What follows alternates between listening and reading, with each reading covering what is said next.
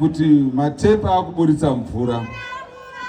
Ndokusaka tichiti isusu hatidi kuti munhu wese wemuHarare asawane mvura inobuda mutepu by 2030.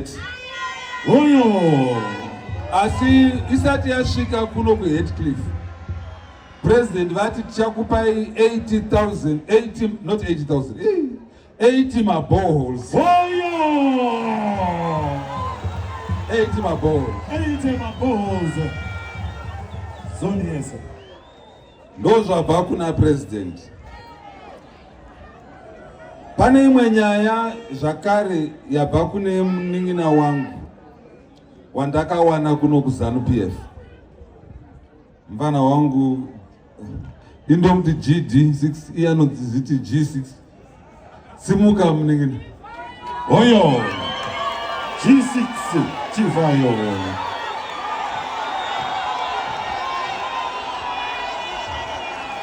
Svika kuno munin'ina. Oyo.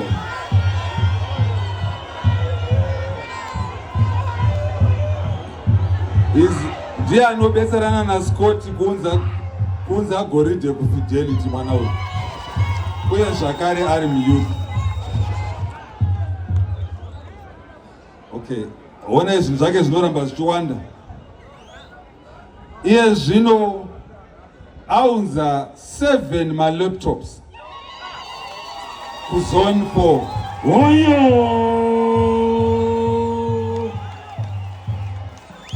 Kuno kuZone 4 mama kuna vaona mabox achipinda achinda kuSeru. Munin'ina wangu ati kuno pane vanhu vasingakwanise kufamba, saka kwaunzwa 20 ma-wheelchair. Oyo. Chekemisheni.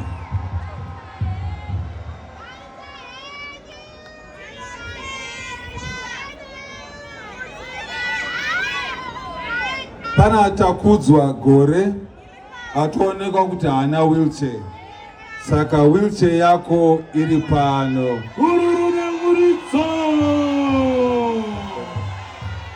Vakaipa. Takudza china enda nomhorisa GD6.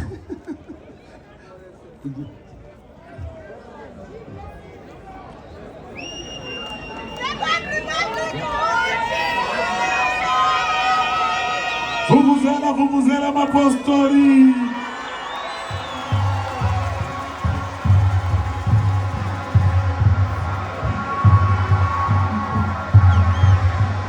Pane zvakare umwe wechidiki. Thank you.